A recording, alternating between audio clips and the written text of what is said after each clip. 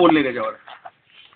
भगवंत म्हणतात अर्जुना, जे शरीराविषयी तू चिंतन करतोस ना, अंतवंत इमे देहा, हे जे शरीर आहे ना, शरीर जात आघावे नाशिवंतची शोभावे, म्हणून तू आज झुंजावे पंडोकुमारा. म्हणून हे स्वभाव आहे, निसर्गतः नाश आहे, परतः नाश, आश्रय नाश, हे संपूर्ण आपल्याला पाठ आहे. जास्त याच्यावर विश्लेषण करायची गरज नाही जेवणामध्ये. परंतु एवढा मोठा जो जनसमुदाय जमलेला आहे, सांगण्याची एकच महत्वाची जी तळमळ आहे जीवनामध्ये, कुठलाही मनुष्यानं जेवढं तुमच्या जीवनामध्ये मिळवायची, कुठल्याही ध्येयाची जी उंची असेल जीवनामध्ये, जे उत्कंठ आहे ना, ही खूप महत्वाची.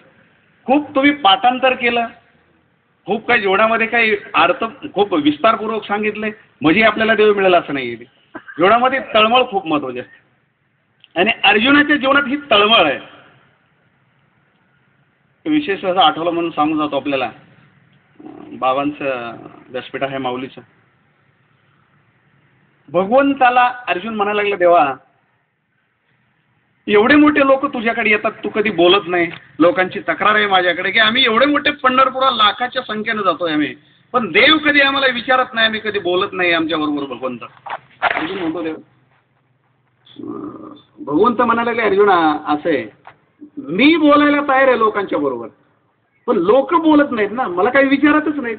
तू कसे विचारलंस, किम तत् ब्रह्म किम अध्यात्मम, हे जे प्रश्न आहेत ना, 8-9 प्रश्न आहेत 8व्या अध्यायामध्ये, हे तू कसं विचारलंस, तसं ही लोक मला काही विचारतच नाही. मला सांगा, तुम्ही पंढरपूरला गेले, कधी आळंदीला गेले, कधी विचारलंय आपण देवाचं काय चाललंय, देवा कसं आहे, काय चौकशी केली आपण?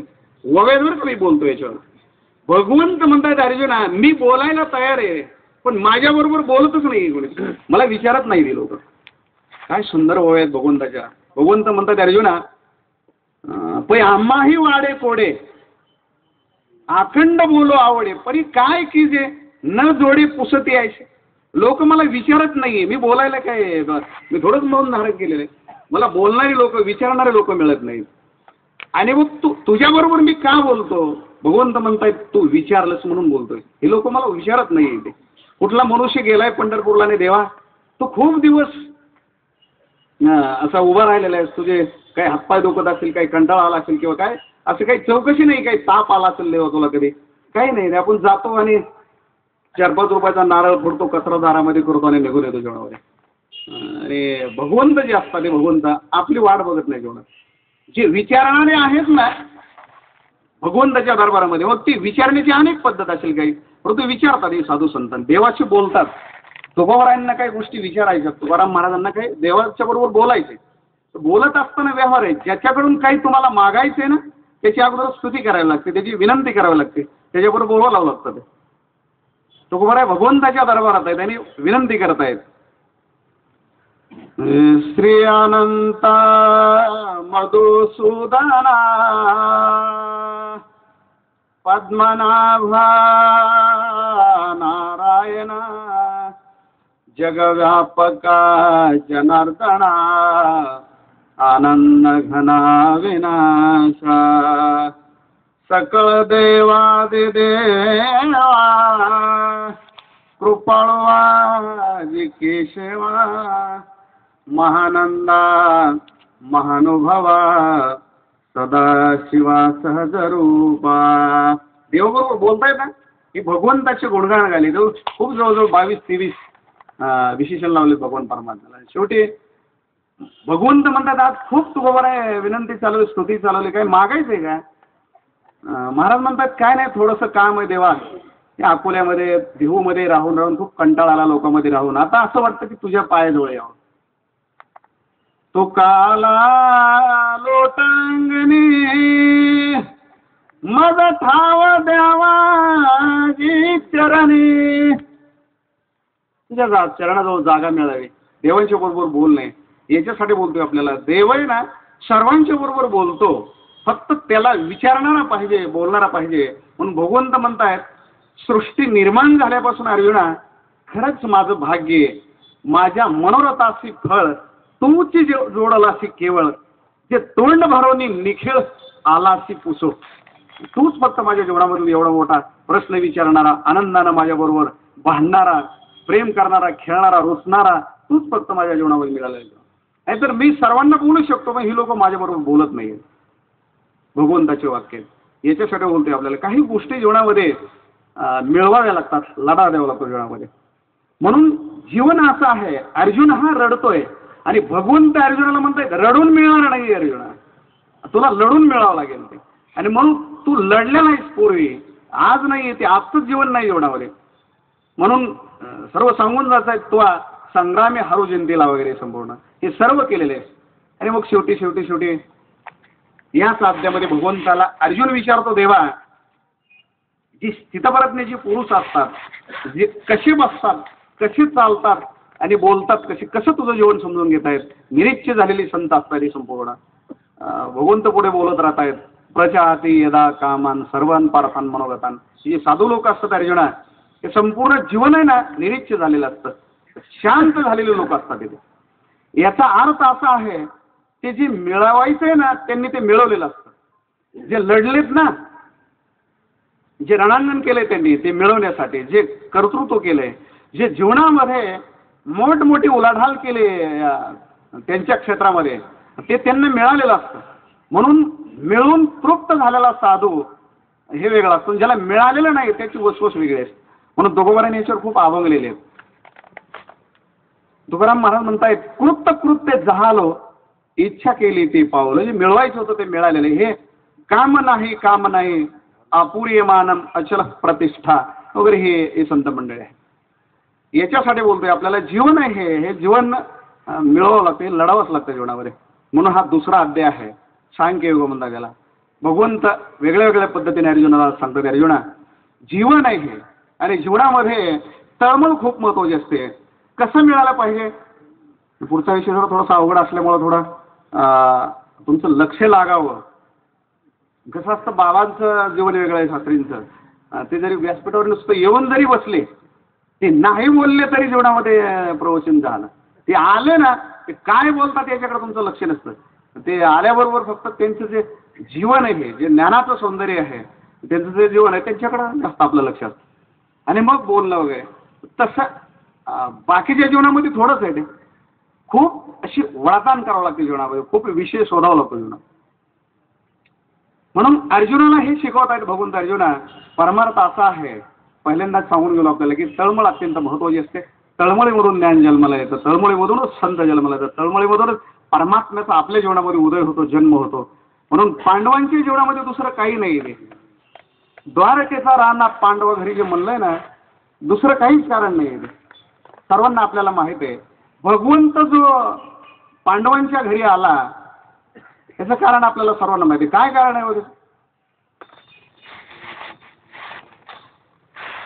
अभंग आहेत खूप याच्यावर, हरिपाठामध्ये याच्यामध्ये. भगवंत जे पांडवांच्या घरी आला याचं काय कारण आहे बघा तुम्ही जीवनामध्ये.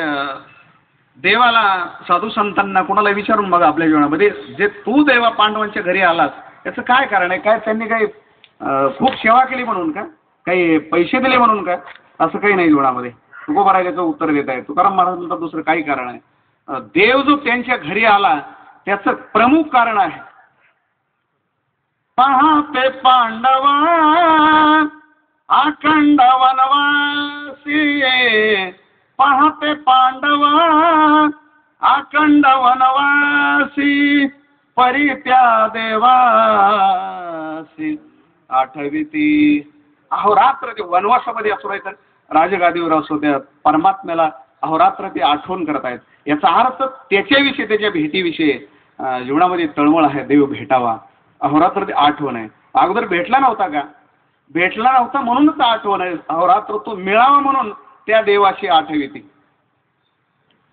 ते आठविती म्हणून द्वारकेचा राणा पांडव घरी आहे. याचा अर्थ असा आहे, दुसरा अध्याय आहे, भगवंत साधूचं महत्त्व सांगतायत. सर्वसामान्य जीव अहोरात्र वसवस करत असतो, त्याला काहीतरी मिळवायचं असतं. आणि साधूचं जे जीवन आहे, जो निरीच्छ साधू आहे, कसलीही मनोकामना नाही, काही मिळवायचं शिल्लक राहिलेलं नाही. म्हणून जे मिळवायचं शिल्लक राहिलंय हे संसारी जीवन आहे. आयुष्य संपुष्टात आलेलं आहे. 4-2 वर्ष 4-2 तास शिल्लक असतात आणि सर्वच करायचं शिल्लक आहे आणि संपूर्ण करून संपलेलं आहे. मिळून संपलेलं आहे. आता दिवस चारी खेळे वेळे, हे साधूचं जीवन आहे. पण दोघातली तळमळ, दोघातला फरक असा आहे, साधूच्या जीवनामध्ये तळमळ खूप असते मिळवण्यासाठी. म्हणून परमार्थ खूप जास्त संस्कृत शिकलो आपण, खूप जास्त शिक्षण घेतलं, खूप दृष्टांत ज्ञानेश्वरी खूप कार्यक्रम केले, म्हणून आपण देवाची आवडते हो, माऊलीची आवडते हो, असं नाही आहे. माऊलीच्या ओव्यात पुढे आपल्याला सांगेलच. माऊलीचं म्हणणं आहे, देवाकडे जा, साधूकडे जा, तुमचं अंतकरण असं ओतप्रोत प्रेमानं भरलेलं पाहिजे.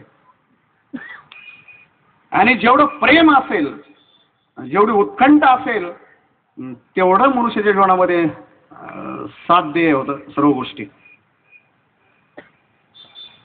उत्कंठा म्हणजे जीवनामध्ये मग नेमकी कशी पाहिजे, तळमळ कशी पाहिजे, म्हणून खूप दृष्टांत दिलेत गोपिकांचे.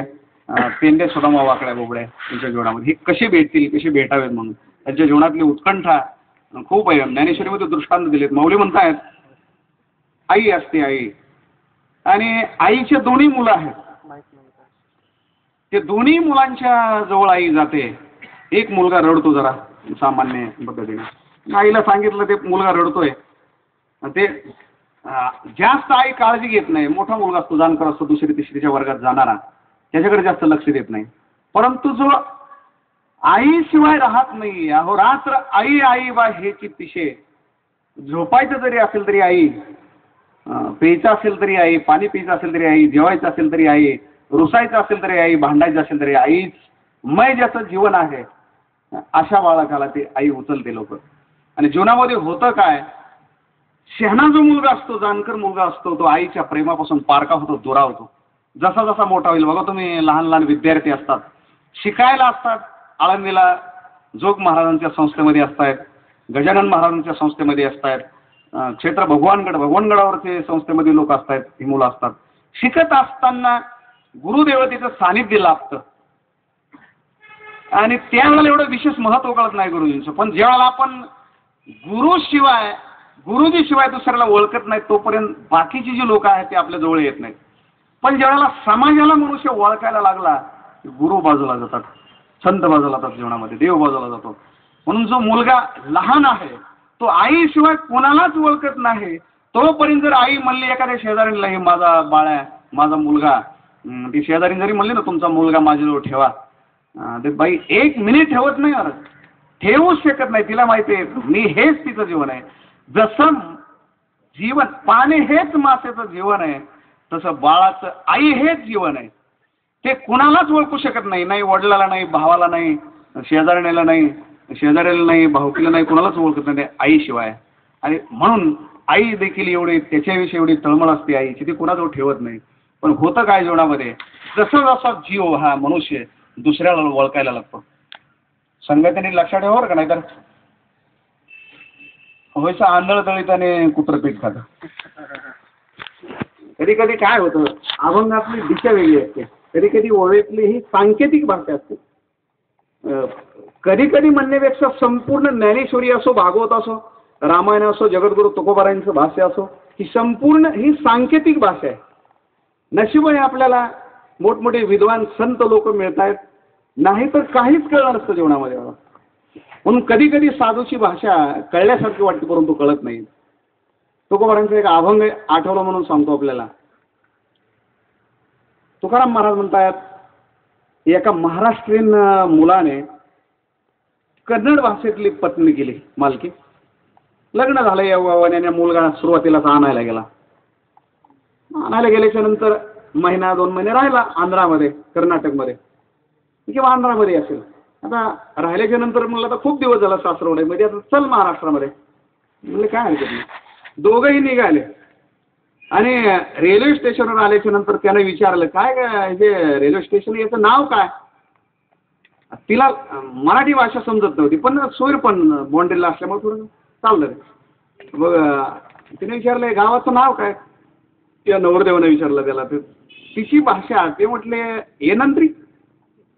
येनंत्री म्हणजे तुम्ही काय म्हणता. त्याला असं वाटलं गावचं नाव आहे येनंत्री म्हणून. येनंत्री का बा. जरा अजून 10-5 किलोमीटर पुढे गेले, आलं दुसरं स्टेशन. त्याने विचारलं याचं नाव काय. तिचा मंत्र ठरलेला होता. ते म्हटले, ती तिच्या भाषेमध्ये विचारत होती तुम्ही काय म्हणता, पण तिच्या भाषेत म्हणत होती येनंत्री म्हणजे काय म्हणता. त्याला असं वाटलं त्याही गावचं नाव येनंत्री, याही स्टेशनचं नाव येनंत्री. बरं एक खुर्द असेल, एक बुद्रुक असेल, मग काय हरकत नाही, जोड नाव असतात ते. जरा थोडं पुढे गेला की तिसऱ्या स्टेशनवर तेच, याचं काय नाव आहे तुम्ही, येनंत्री. त्याला राग आला, तुम्हाला आपली ही चेष्टा करते. मग आपलं जसं हा जर बाई मागे सरेल अशा दोन ठेवून दिल्या, ही पुन्हा मध्ये यागबड तरी हा मला आता कसं काय नाव बदलून सांगितलं. तुकोबाराने या घटनेवर अभंगलेलं आहे, कानडीने केला मराठा भरतार, एकाचे उत्तर एका नाही. असं जीवनामध्ये होऊ नये. मी येनंत्री तुम्ही यागबड तरी काय असं होऊ नये. मी काय बोलतो हे आपल्या लक्षात आलं पाहिजे. तुम्ही समजून घेता का नाही माझ्या लक्षात आलं पाहिजे.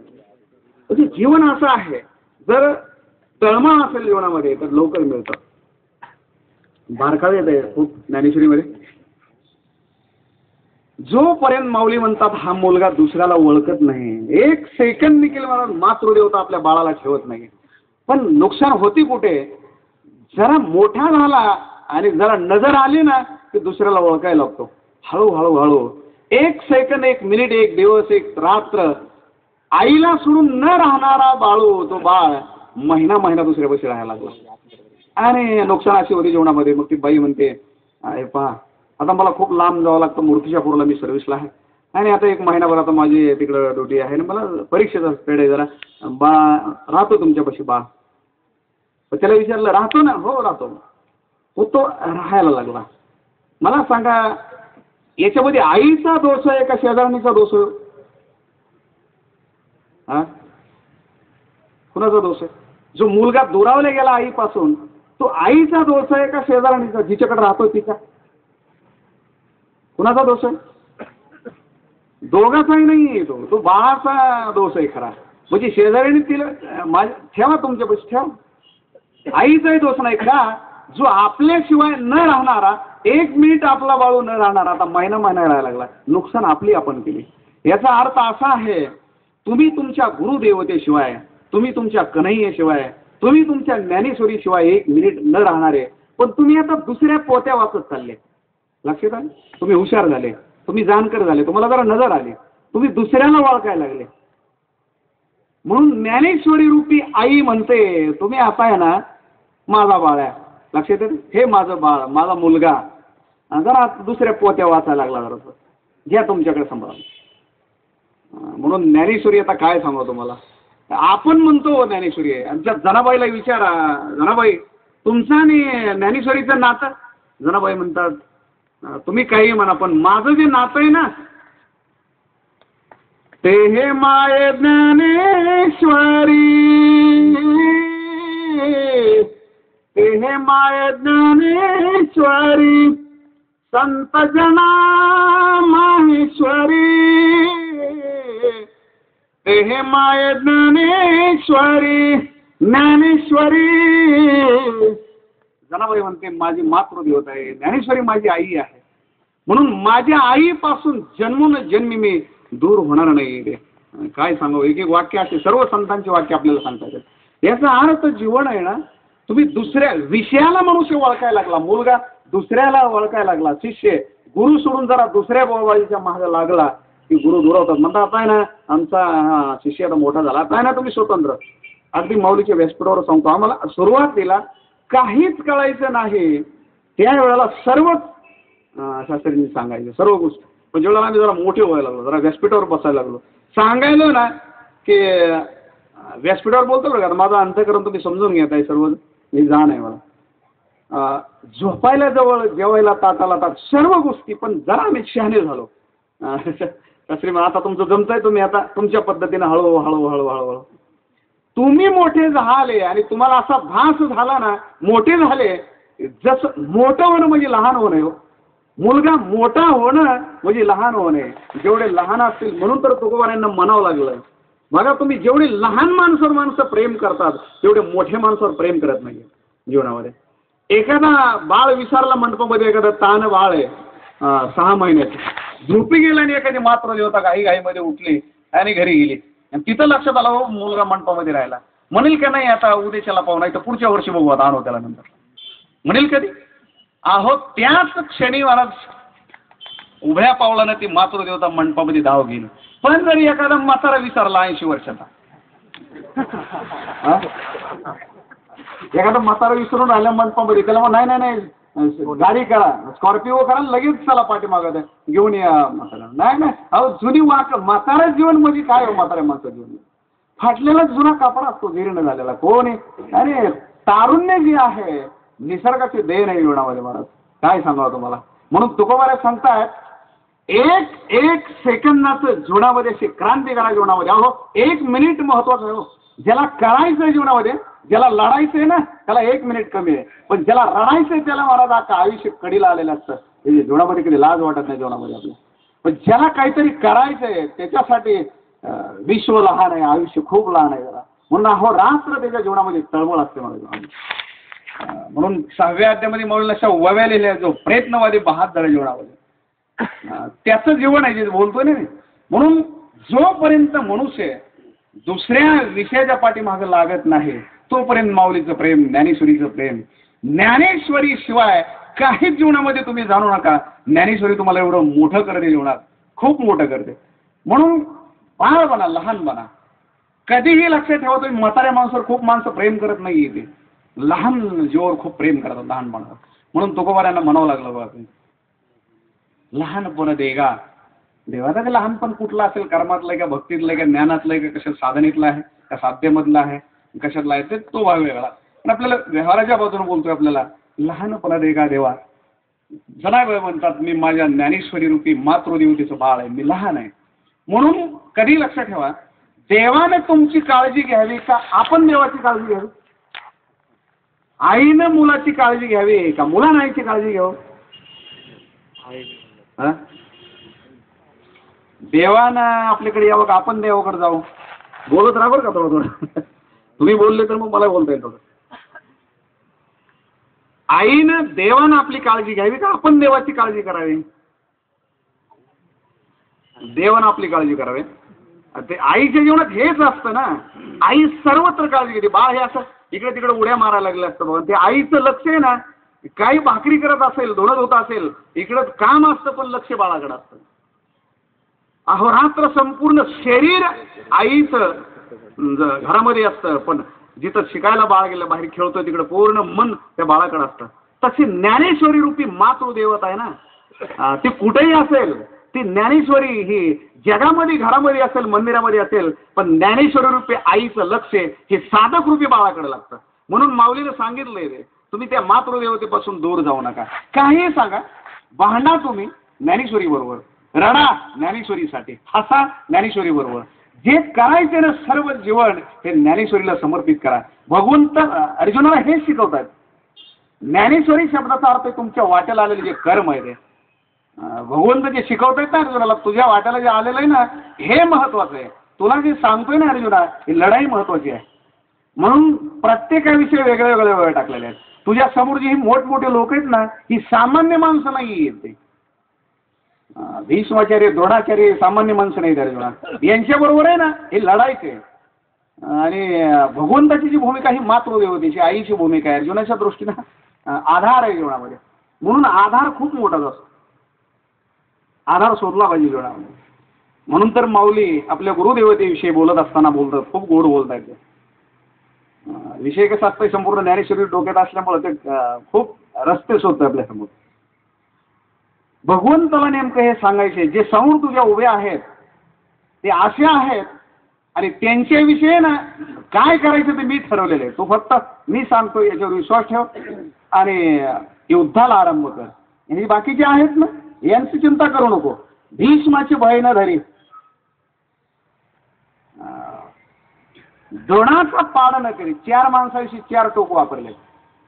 भीष्माचे भय न धरी, द्रोणाचा पाड न करी, आणि जो कर्ण आहे कर्णाविषयी तू त्याच्यावर शस्त्र कसं चालू ह्याचा विचार करू नको.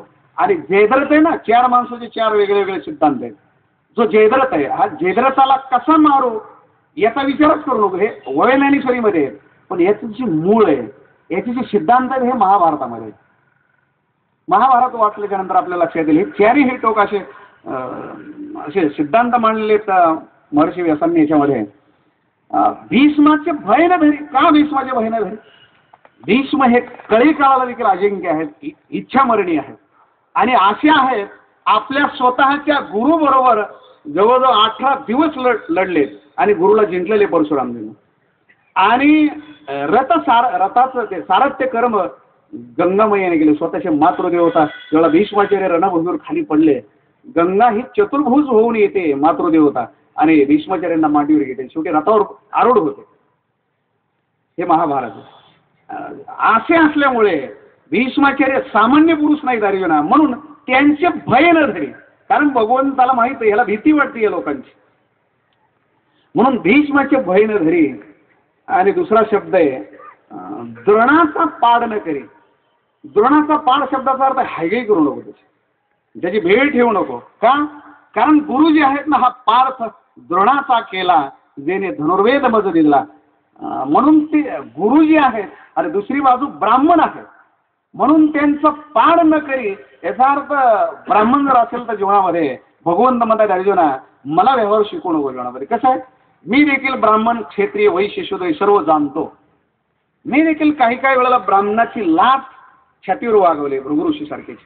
पण आता हे जे आहेत ना, हे पंचांग सांगायला आलेले नाहीत. पहिली गोष्ट आहे लोकांनी चूक अशी केलेली आहे, आहेत ब्राह्मण पोथी सांगायला पाहिजे होते, पण हे कुरुक्षेत्रावर लढण्यासाठी आलेले. म्हणून द्रोणाचा पाड न करी, हायगाई करू नको. राहिला कर्ण. कर्ण चांगला आहे, कर्ण सूर्यपुत्र आहे, कर्ण देखणं आहे, ताकदवान आहे. पण कर्ण जीवनामध्ये इतकी मोठी चूक झालेली आहे, एक तर चुकीच्या मार्गाने आणि चुकीच्या माणसांच्या मार्गदर्शनाखाली कर्ण लढतोय. म्हणून कर्ण शेवटच्या टप्प्यामध्ये तुम्हाला सर्वांना माहीत आहे, महाभारत वाचल्याच्या नंतर आपल्याला खूप लवकर लक्षात येईल. ज्ञानेश्वरीमध्ये खूप विस्तार आहे, संक्षिप्त सांगितलेलं आहे. महाभारतामध्ये त्याचा खूप विस्तार केला आहे.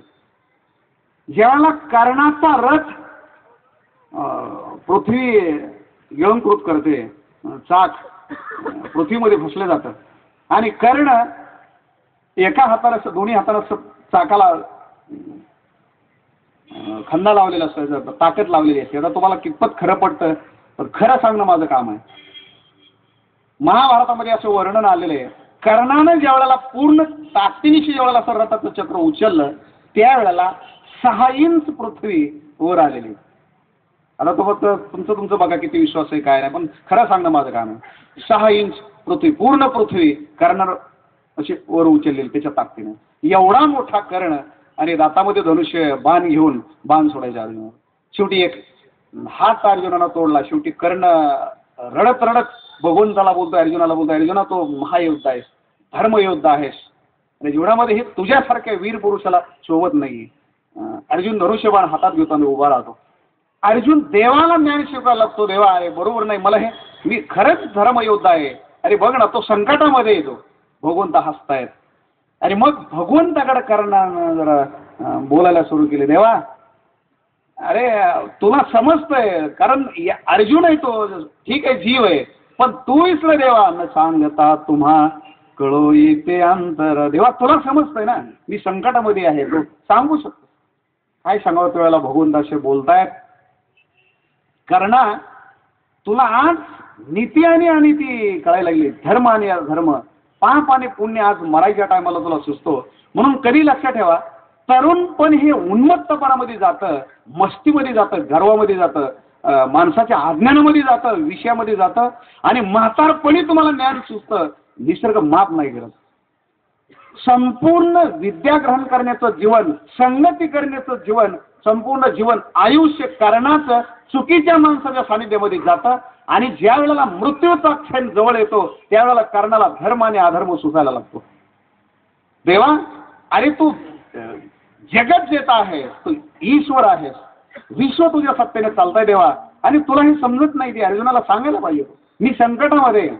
भगवंत काय सांगा तुम्हाला, भगवंताचं बोलणं असं आहे, कर्णा द्रौपदीला विवस्त्र करत असताना त्यावेळेला कुठे गेला होता तुझा धर्म, लक्षात येते आपल्या. यावेळेला तुला अधर्म सुचलं नाही, त्यावेळेला धर्म कळलं नाही. ठीक आहे, ज्या वेळेला आपल्या घरी साधू संत येत आहेत, आपण चांगले चांगले घर राहायला देतो, चहा पाणी करतोय, मुक्कामाची सोय करतोय, आणि 5 पांडवांनी कोणती माता ज्या घरामध्ये थांबली मुक्कामाला, त्या लाक्षागृहाला तुझ्याच मार्गदर्शनाखाली आग लावण्यात आली होती. कुठे गेला होता त्यावेळेला धर्म तुझा, कुठे गेला होता धर्म अधर्म, नीतिशास्त्र त्यावेळेला पाठ नव्हतं तुझ्या जीवनावर. भीमाच्या खिरीमध्ये विष कालवत असताना कुठे गेला होता तुझा अधर्म आणि धर्म? त्यावेळेला काही शिकला नव्हता, तुझ्या कळत नव्हतं तुझा त्यावेळेला. आज तुला सर्व दिसायला लागलं. एवढंच नाही, काय सांगावं, शेवटला भगवंत बोलतायत, जीवनामध्ये जो अभिमन्यू आहे तुम्ही 6 लोकांनी वेढला. कृतवर्मा, अश्वत्थामा, जयद्रथ, कर्ण, द्रोणाचार्य आणि दुर्योधन, 6 माणसाने अभिमन्यू. आणि वय अभिमन्यूचे त्यावेळेला 23 वर्षे वय. तरुण पोरगा लढायला आला. काय होतं जीवनामध्ये, काही गोष्टी तुमच्या जीवनामध्ये आपल्या एंट्री करायची माहिती असते हो. हेच लक्षात ठेवा काय बोलतो आपल्या. माऊली म्हणतायत तो अभिमन्यू चक्रव्यूह मध्ये एंट्री केली त्यानं, आत गेला. आणि त्यावेळेला पुढचा इतिहास तुम्हाला सर्वांना माहिती आहे. माझा विषय मला बोलणं गरजेचं. सर्व लोकांनी वेढला अभिमन्यू आणि जवळजवळ 6 तास अभिमन्यू या महायज्ञाबरोबर लढला. 6चे 6 हे खूप मोठे लोक आहेत. कृतवर्मा, द्रोणाचार्य, दुर्योधन, कर्ण, जयद्रथ, अश्वत्थामा, ही 6 माणसं आहेत. एखादं एक आहे ते, काय सांगतो मला का, असं गोड लिहिलेलं त्याच्यामध्ये. पण या 6 बरोबर एकटा लढत होता 6 तास. आणि असा लढलाय 6 तासामध्ये 10,000 नामांकित योद्धे धुळीस मिळवले अभिमन्यूला जाता जाता मला. आणि मग पृथ्वीवर आडवा पडला. आता 6 माणसं आहेत, मोठमोठी लोक आहेत आणि 23 वर्षाचा पोरगा. आणि खाली पडल्याच्या नंतर डोक्यामध्ये जयद्रथानं लागलं. जयद्रथ मध्ये अर्जुनाचा मेहणा येऊ शकता. जयद्रथ मध्ये आंधळ्याचा जावा येतो, दुशालीचा नवरा येतो, पती येते जयद्रथ. पांडवांचा मेहणा आहे, सक्का मेहणा आहे पांडव. दुर्योधनाचा भाऊ लहान मेहणा येतो, बहिणीचा नवरा आहे दुशालीचा. आणि त्यानं डोक्यामध्ये लाच मारली जीवनामध्ये. भगवंत म्हणतात, अरे धर्म आणि अधर्म करणं तुला समजतो, तूच लाच मारायला सांगितलेली जयद्रथाला. कुठे गेलता तुझा धर्म आणि अधर्म? अरे मोठमोठे महायुद्ध तुम्ही रणनीती जाणणारी लोक आहे. 6 लोकांनी तुम्ही त्या एका बाळाला वेडून मारलं, एका तरुण मुलाला. त्यावेळेला तुम्हाला धर्म आणि अधर्म कळत नव्हतं. शास्त्र पाठ नव्हतं तुझ्या जीवनामध्ये, शास्त्र सिद्धांत लक्षात नव्हते. कारण त्याचा अर्थ असा आहे, अभिमन्यूला ज्या वेळेला चौकून चुकीच्या मार्गाने या लोकांनी मारलं. अभिमन्यू शब्दाचा अर्थ नीट समजून घेतला. आठवला माऊलीच्या कृपेनं आपल्या समोर सांगून जातो आपल्याला. अभिमन्यू हा त्याला चक्रव्यूहामध्ये एंट्री करायची माहिती आहे. सिद्धांत खूप वेगळे वेगळे ना. त्याला आत शिरायचं माहीत आहे, पण बाहेर येण्याचं ज्ञान नाही अभिमन्यूला. संपूर्ण आपण बसलेले अभिमन्यू आहे. प्रत्येक जीवाला प्रपंचरूपी चक्रव्यूहामध्ये जाण्याचं ज्ञान आहे. जातो, पण त्या प्रपंचावर मात करून परत फिरायला तुमच्या जीवनामध्ये जमत नाही. माणसं धुळीच मिळतात मला जीवनामध्ये. बंगला, गाडी, बाकीच्या गोष्टी ठीक आहे हो, परंतु जीवनामध्ये शेवट जो सांगत आहे जीवनामध्ये. आणि कसं आहे परमार्थामध्ये ना, परमार्थामध्ये उगमाला महत्व नाहीये, सांगत्याला महत्व आहे. म्हणून प्रपंचामध्ये उगम चांगला होतो आणि परमार्थामध्ये सांगता चांगली होती. ज्याचा उगम चांगला आहे त्याचं नाव आहे संसार, आणि ज्याची सांगता चांगली होती त्याचं नाव आहे ज्ञानेश्वरी, परमार्थ. म्हणून उगम खूप महत्वाचा नसतो जीवनामध्ये. मनुष्य बालवयामध्ये कुठं शिकला, कुठं काय केलं, कुठल्या धर्मामध्ये जन्माला आला, कुठल्या कुळामध्ये जन्माला आला, हे खूप बघितलं जात नाही.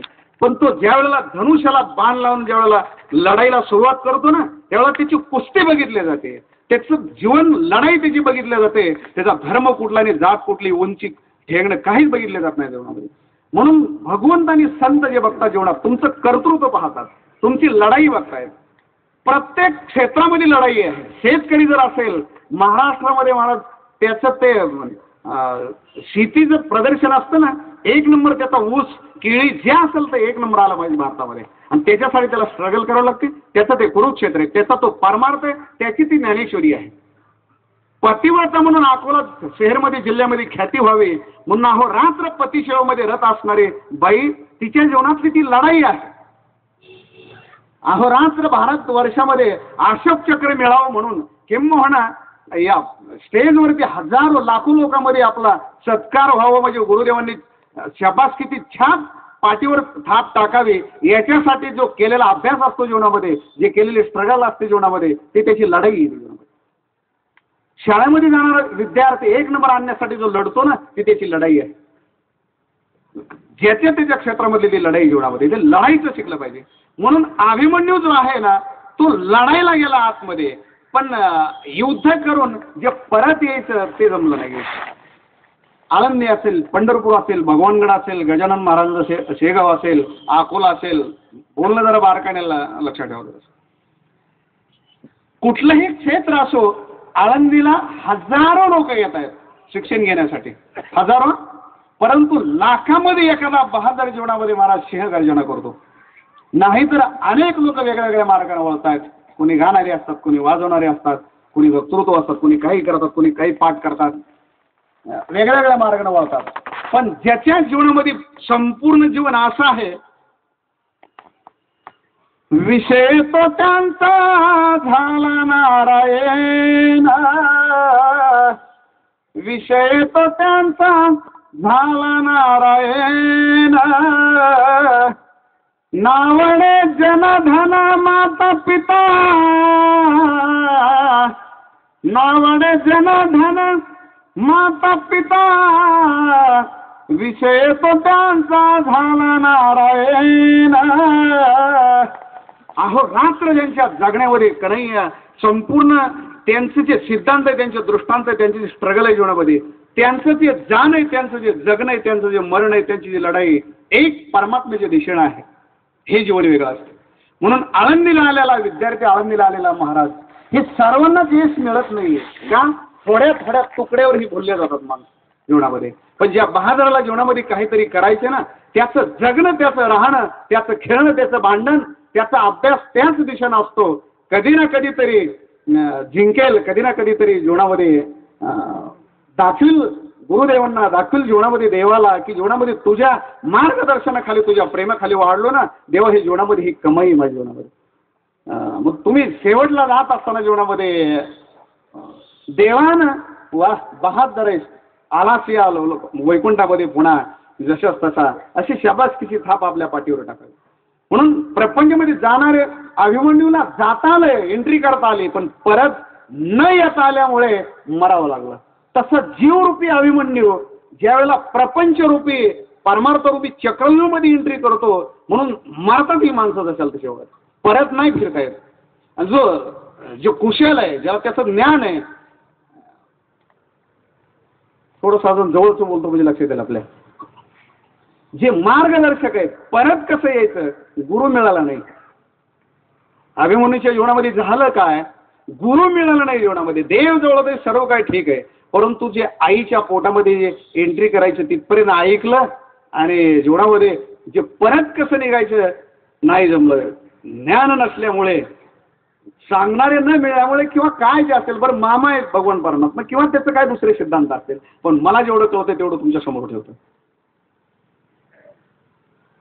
त्याचं ज्ञान नसल्यामुळे मरावं लागलं. तसं आपल्याला परमार्थामध्ये आपण येतोय, माळ घालतोय, पंढरपूरला येतोय, संप्रदायामध्ये येतोय, आपण ज्ञानेश्वरीमध्ये येतोय, याचा अर्थ तो तुम्ही अभिमन्यू आहात. आपण माझ्यासह आपण परमार्थरूपी चक्रव्यूहामध्ये येतोय मंडपामध्ये. पण याच्यात आल्याच्या नंतर आहे ना, या ज्ञानेश्वरीमधून, जीवनामधून, या कळी काळाच्या जबड्यामधून कसं आपण सुखरूप बाहेर पोहोचायचं. जर नाही जमलं तर मग हे शत्रू हल्ला करतायत. दुर्योधन, दुःशासन, कृतवर्मा, कर्ण ही लोक तुमच्यावर हल्ला करतायत. याचा अर्थ काम, क्रोध, हे मदमत्सर ही जी लोक आहेत ना, ही शत्रू आहेत. म्हणून भगवंत म्हणतात, तस्मात जागृही जागृही, जागे रहा, जागे रहा जीवनामध्ये यांच्यापासून. का? तैसा काम क्रोध लोभा, भगवंत म्हणतायत, काय सांगावं तुम्हाला वयात, तैसा काम क्रोध लोभा, जो जीवे होय उभा, तो नरकपुरीची सभा सन्मान पावे. निरयपुरीची शब्दाचा अर्थ तो नरकपुरीमध्ये त्याला सन्मान होतो. आणि जर त्याच्यावर जीवनामध्ये तुम्हाला मात करायची असेल, परमात्म्याचं प्रेम मिळवायचं असेल, तुम्हाला अर्जुन व्हायचं असेल, भगवान श्री ज्ञानोबा व्हायचं असेल, तुम्हाला काय करावं लागेल? माऊली म्हणतायत, तसा काम क्रोध लोभा, जो झाडी करून ठाके उभा, तोची एवढ्या लाभा गोसावी होय. गोसावी शब्दाचा अर्थ आहे मालक, त्याचा मालक होतो तो. का? झाडी करून ठाके उभा, काम, क्रोध आणि लोभ त्यांच्यामध्ये जर तुम्ही थांबले, त्यांनी जर तुमच्या घरामध्ये, अंतःकरणामध्ये जर घर केलं, तर जीवनामध्ये नरकपुरीची सभा सन्मान पावे. आणि जर का जीवनामध्ये त्यांच्यावर तुम्ही मात केली, काम क्रोध लोभा जो धाडी करून ठाके उभा. ठाके ठाके शब्दाचा अर्थ आहे आणि उभा शब्दाचा अर्थ आहे दक्ष. नाहीतर त्यांच्यावर मात केली जर तुम्ही बसले, तुम्हाला ते बसवल्याशिवाय राहणार नाही. त्यांच्यावर मात करून तुम्ही झोपलेत, गापलेत असं नाही. दक्ष आहेत. माऊली म्हणतात मात केली पण ते कधी आपली माती करतील हे सुद्धा कळू देणार नाहीत. म्हणून तुम्हाला उभा जो धाडी करून ठाके उभा तोच एवढिया लाभा गोसावी होय. अर्जुना तोच बहादर माझं प्रेम माझं जीवन आणि विश्वानं त्याचा सत्कार करावा, वाट बघावे असं जे वंदनीय जीवन आहे, स्तुत्य जीवन आहे जीवनामध्ये, तोच मिळू शकतो. एक एक ओव्या असे आहेत आता काय सांगू तुम्हाला. म्हणून मी सुरुवात केली होती जीवनामध्ये आपल्या. तळमळ अत्यंत महत्वाची असते. जेवढं तळमळ जीवनामध्ये असेल तर तळमळीचा परमार्थ आहे. म्हणून अर्जुन आहे ना, 6व्या अध्यामध्ये अशा गोड ओव्यात काही 13व्या अध्यामध्ये ओव्या आहेत. अर्जुन म्हणतो सांग देवा लवकर सांग. हे कान असे तृषकांत झालेले आहेत. आणि बघ भगवंत स्वतः असं मला सावरून उभे राहतात. वा असा बहादर पाहिजे. ही जी वाणी ना जीवनापासून. म्हणून सुरुवातीलाच भगवंत म्हणतायत, माऊली म्हणतायत, हे ऐकणारी जी मंडळ आहे ना, म्हणजे अर्जुनाची पांती परिसनीय योग्य होती. हे तळमळ सांगतोय आपल्याला. अर्जुनाची पांती जी माणसं अर्जुनाच्या लायकीची असतील, याचा अर्थ अर्जुन कसा ऐकत होता ना तशा पद्धतीने ऐका. श्रवण भक्ती ही खूप महत्वाची. ऐकूनच मोठा मनुष्य मोठा होतो. आणि कसं आहे, जो ऐकणार आहे ना, ऐकणाराच लोक ऐकतात. जो दुसऱ्याचं ऐकत नाही त्याचं कोण ऐकायला लागलाय. म्हणून ऐकणारा खूप महत्वाचा असतो. ऐकूनच त्याचं लोक ऐकतात. पण त्याच्यासाठी आपल्याला हजारो लोकांचं ऐकावं लागतं. योग्य व्यक्तीचं ऐकावं लागतं आणि चुकीच्या लोकांचं. जशी चाळणी ना चाळणी जीवनामध्ये, तसं तुमचं हृदय म्हणजे फिल्टर पाहिजे जीवनामध्ये. ही चाळणी लागते. चाळणी काय करते, जो चांगला माल आहे आणि तो टाकून देते, खाली टाकते. आणि जो चुकीचा माल आहे ते पोटात साठवते. सूप काय करतं, चांगला माल पोटामध्ये ठेवतं आणि चुकीचा माल टाकून देतात. लक्षात येते का नाही कोणाला माहिती. चाळणीने पीठ चाळण्याची, चाळणी धान्य चाळायची चाळणी. ही चाळणी चुकीचा जो माल आहे ती पोटामध्ये ठेवते काही कसं, आणि वाईट जो माल आहे ते खाली टाकते. पीठाची चाळणी बघा, कचरा तो वर ठेवते पोटात आणि जो चांगला माल आहे तो टाकून देते. आणि सूप जे आहे सूप, ते सूप आता सूप म्हणल्याच्या नंतर कधी कधी म्हणावं लागेल चूप सांगून वाता राहिलेले नाही. सूप ते पाकडायचं, ते पाकडायचं सुद्धा आलं पाहिजे. ते महिला खेड्यातल्या महिलाला खूप त्याचं ज्ञान असतं. ते सूप पाकडायचं असं खालून ते तिन्ही बोट एकाच टायमाला असे वाजणं, ते हलवणं बरोबर, ते असं तिरकं ते गोळणं लहानपणी बघितलेलं संपूर्ण एक. ते बरोबर मग तो जो कचरा आहे ना, तो चुकीचा माल आहे, ते सूप काय करतं टाकून देतं आणि चांगला जो माल आहे ते पोटामध्ये ठेवतो. चांगली चुकीचा माल पोटात ठेवते आणि चांगला माल टाकून देते. म्हणून ऐकायला बसले ना जीवनामध्ये त्याचं फिल्टर करता आलं पाहिजे. जे चुकीचं आहे ना टाकून देतो, पोटात नाही ठेवायचं. जेवण चांगलं आहे ते ग्रहण करायचं सुपासारखं. याच्यासाठी बोलतोय आपल्याला. भगवंत अर्जुनाला वेगळ्या वेगळ्या पद्धतीने शिकवतात. अर्जुना हे खूप ज्ञानेश्वरी हो. सांगू तुम्हाला जरा जवळच्या भाषेत सांगतो. ज्ञानेश्वरी म्हणजे जनाबाई मगा म्हणता येतं माझी आई आहे, पण ज्ञानेश्वरी खरं सांगू कलियुगातली वाघिणी आहे. वाघिणी ज्ञानेश्वरी म्हणजे वाघिणीचं दूध आहे. ज्ञानेश्वरीतले दृष्टांत सिद्धांत प्रमेय हे सिंहिणीचं दूध आहे. ज्या बछड्याने पचवलं ना तो तिच्यासारख्या डरकळ्या फोडल्याशिवाय राहत नाही. ते दुधाचा स्वभाव आहे. ते माझा स्वभाव नाही. जी बोलतोय ना हे दुधाची ताकद आहे. तुम्ही काय करणार त्याला, त्याचा स्वभाव आहे तो. म्हणून जर्सी गाईचं दूध पचवलं ना, जर्सी गाईचं 4000ला एक टँकर मिळतो, अर्धा टँकर 4000. म्हणून ते आताडे खराब होतात. तेव्हा आता जर्सी गाईचं दूध पेचंय ना थोडे परिनिरे जेवणामध्ये निरस. आणि ते वाघिणीचं दूध 4000ला एक थेंब आहे आणि जर्सीचं 4000ला टँकर आहे. ते फरक आहे दोघांना. म्हणून बाकीचं जे आहे त्याचं तुम्हाला लक्षात आलं असेल काय बोलायचं. जीवनामध्ये ही ज्ञानेश्वरी ही वाघिणी आहे. वाघिणी तो एक थेंब जरी पचवला ना जीवनामध्ये डरकळ्या फोडल्याशिवाय राहत नाही. भगवंत म्हणतात अर्जुना जे जीवन आहे याच्यासाठी बोलतोय. अर्जुनाचं जे जीवन आहे, अर्जुन ऐकतोय. आपलं ऐकणं वेगळं आहे. आपल्या ऐकण्यातला फरक सांगतो तुम्हाला. आपण ऐकत असताना खूप वेगळ्या वेगळ्या पद्धतीने ऐकतो. जाऊ दे आपल्या येऊन काय घेणं नाही. आपल्याला अर्जुनाचं सांगतो. आपल्याला अर्जुनाचं म्हणजे तुम्हाला सर्वांना माहिती आहे. माऊली म्हणतात अर्जुनाचे योग्यतेचं असेल तर ऐका. थोड्याशा काही गोष्टी कशा असतात, माझ्या गुरुदेवतेच सांगतो मी सर्व.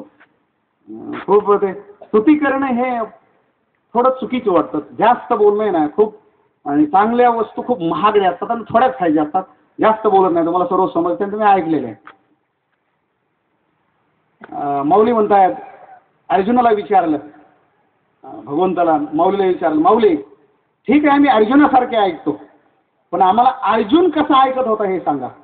आता हे माझ्या पदरचं सांगत चाललो काही गोष्टी, आता मला ते पर्याय नाही त्याच्याशिवाय. ते जे चांगलं जेवढं बोलतो ते माझ्या गुरुदेवांचे, आणि माझ्या मनानं काही टाकला तर तुम्हाला आवडलं घ्या ना घ्या, पण टाकणं तर गरजेचं आहे थोडंसं, म्हणून सांगून जातो आपल्याला. माऊलीला लोक विचारायला लागले, तुम्ही अर्जुनाची पांती जे परीक्षणे योग्य होते, कृपा करून संती अवधान द्यावे. नामदेव महाराज जरा माऊलीचे लाडके होते. तीर्थयात्रेच्या माध्यमातून परिचय जास्त झालेला होता, आणि सर्वांपेक्षा आणि त्या सभेमध्ये ऐकायला आहेत खूप मोठमोठी लोक. ही चारी भावंडात आहेत.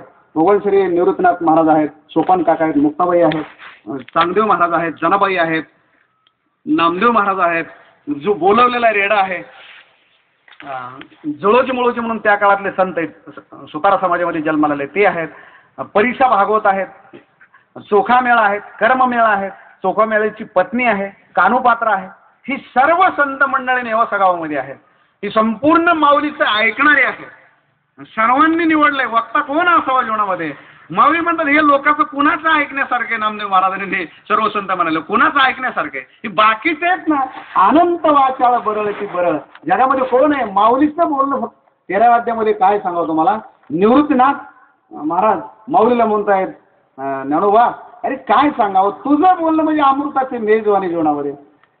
तुझं बोलणं ऐकल्यामुळे दुसऱ्या लोकांचं बोलणं कानावर शब्द सुद्धा एवढी वाटत नाही. असं रसाळ बोललं पाहिजे जीवनामध्ये. म्हणून माऊलीला म्हणावं लागलं थोडंच बोला जीवनामध्ये, खूप जास्त बडबड करायची गरज नाही जीवनामध्ये, थोडंच.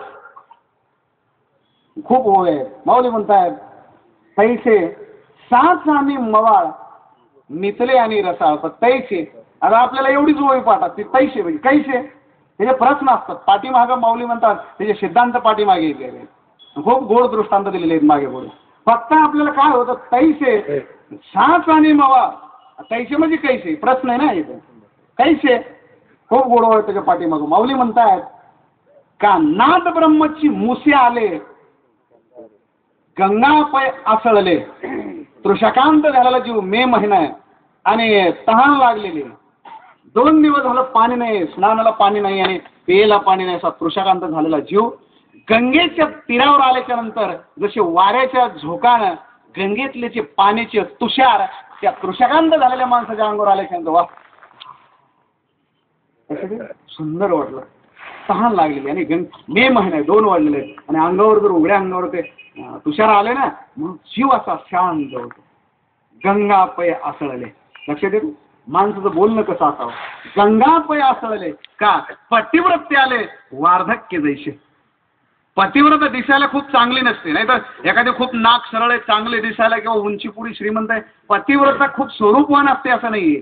जीवनामध्ये पतिनिष्ठ असते आणि तिनं आयुष्यावर जीवनामध्ये इतका लढा दिलेला असतो की कुठं जीवनामध्ये कलंक लागू नये म्हणून खूप असे स्ट्रगल केलेली असते.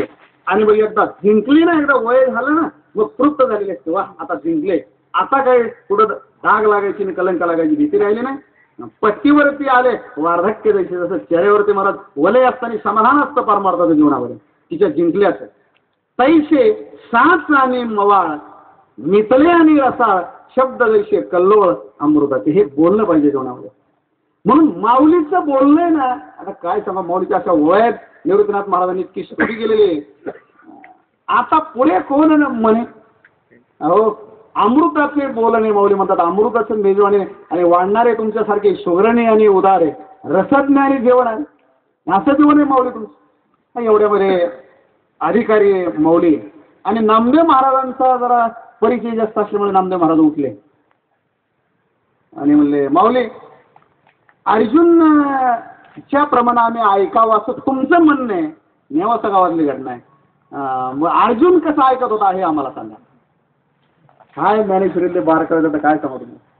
अर्जुन कसा ऐकत होता. माऊली म्हणतायत अर्जुन असा ऐकत होता सिद्धांत सांगतो त्याच्यातला अर्थ सांगतो मी आपल्याला ओळी लक्षात येईल.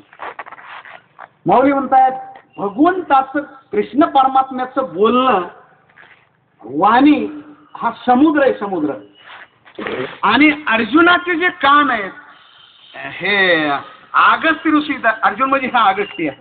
तुम्हाला सर्वांना कल्पना आहे ते सुतापी आणि आतापी बितापी जे राक्षस होते ना, ते समुद्रामध्ये उडी टाकल्यामुळे महर्षी वाल्मिकीने अगस्त्य ऋषींनी एकाच आचमनामध्ये संपूर्ण समुद्र एका आचमनामध्ये असं पिळून टाकलं.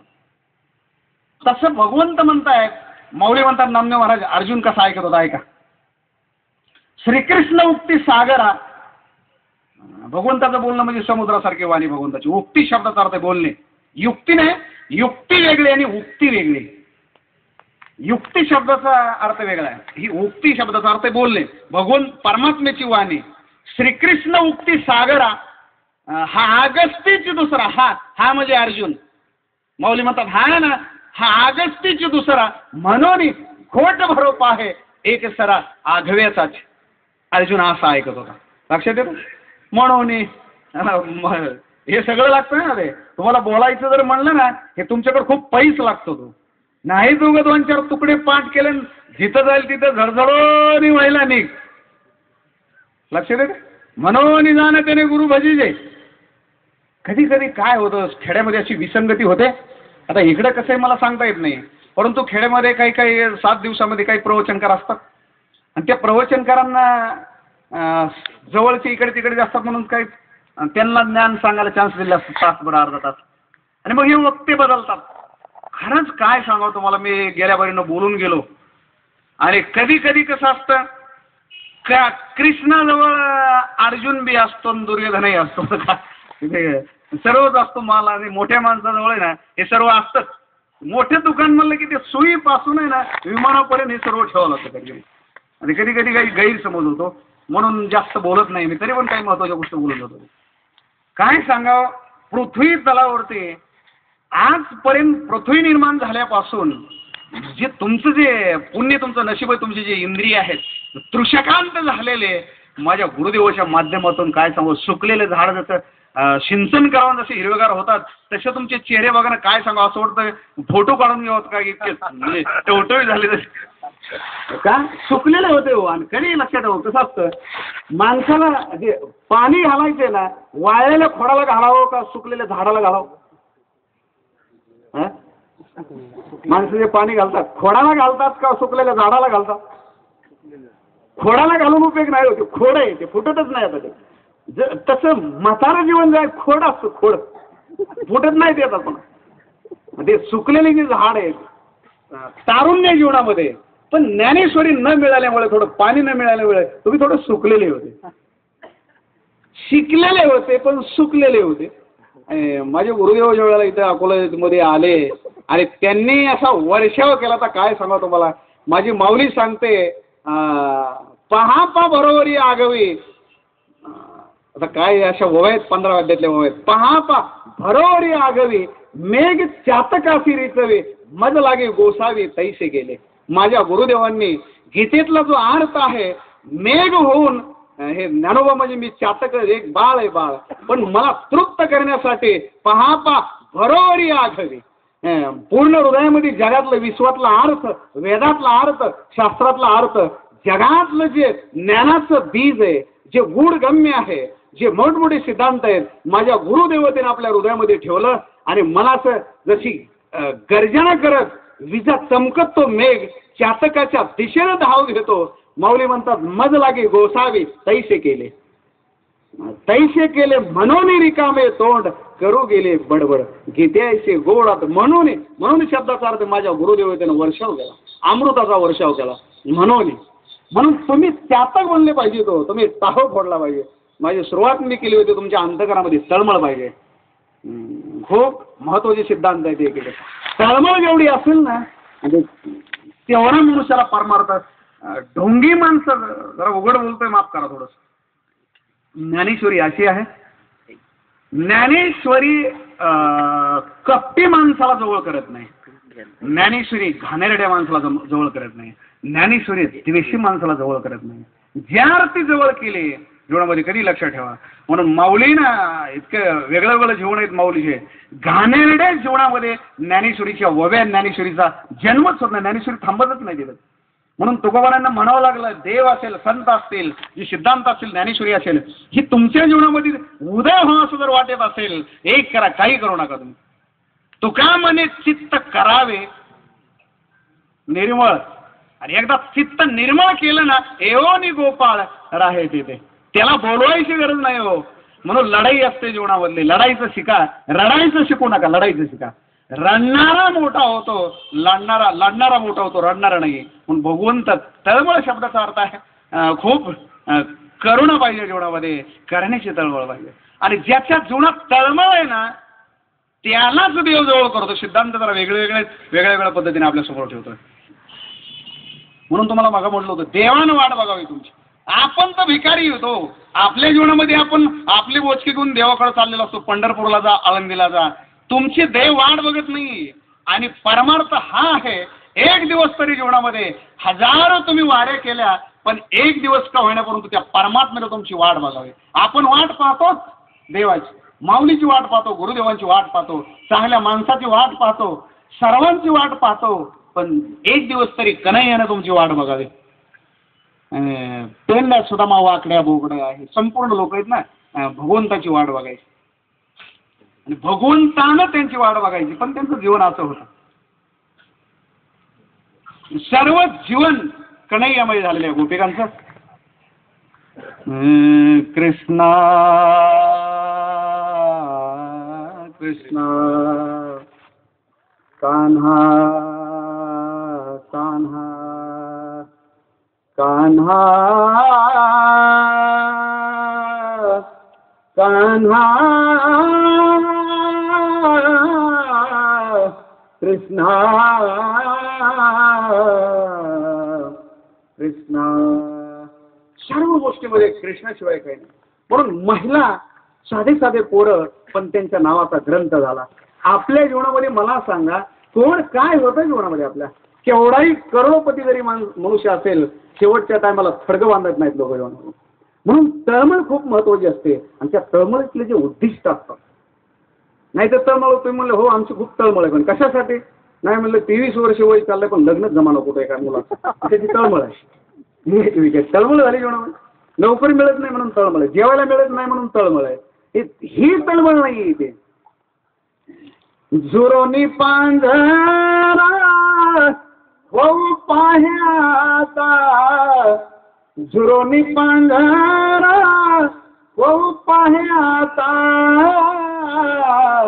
येई पंढरीनाथा भेटावया.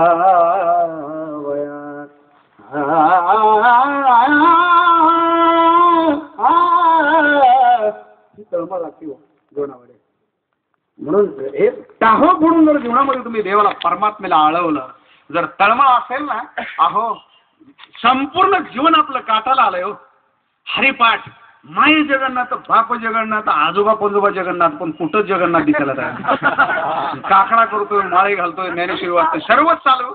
मला सांगा ना, तुम्ही कोणी सांगावं मला देव भेटलाय म्हणून जीवनामध्ये? माझं सांगतो, मग तुमचं सांगा. खरं सांगतो तुम्हाला, ते ज्ञानेश्वरीचं कसं असतं, ही वाणी ना कधी जीवनामध्ये खोटे शब्द बोलून चालत नाही, तर ज्ञानेश्वरी थांबते ना. नाही तर तुम्ही खुश हो म्हणून नाहीये. आळंदीमध्ये जवळजवळ 20 वर्ष होत आलेत मला, आणि व्यासपीठावर बोलतोय. माऊलीच्या दरबारामध्ये राहतो, स्वप्नात माऊली येत नाही कधी जीवनामध्ये. माझ्या लहानपणी ज्या गावामध्ये माझा जन्म झाला, त्या गावातले डोंगरातले गाई ढोरं जनावरं माणसं अजूनही आळंदीमध्ये स्वप्न पडतात. आणि 20 वर्ष आळंदीमध्ये राहून स्वप्न पडणार, काय सांगणार? जवळ राहिले म्हणजे तुम्हाला हे जमते असं नाही. जीवनामध्ये तळमळ खूप महत्वाची असते. म्हणून झुरोनी पांजरा हो पाया, तळमळ खूप महत्वाची असते.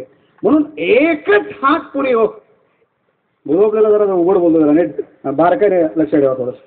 खूप मोठ्याने हाक मारायची गरज नाही. मरेपर्यंत हरिपाठाने काकडाने विना घेऊन भजन करायची गरज नाही हो. खूप जास्त दिवस आळवायची गरज नाही. ज्यावेळेला तुमच्या अंतकरातलं प्रेम, तुमच्या अंतकरातलं जिव्हाळा ज्यावेळेला शिगेला पोहोचेल ना, भगवंत दूर नाही. भगवंत म्हणतात तैसा हृदया माझी मी रामू. त्याला काय मोबाईल करायचा आहे का? त्याला गाडी घ्यायला पाठवायची का? त्याला काय करायचं? त्याला काय आणायला जायचे, काही नाही येते, फक्त एकच तुमच्या हृदयातली तळमळ नाही आणि तुमचा परमार्थ हीच शक्तीनं वाट बघावी आमच्या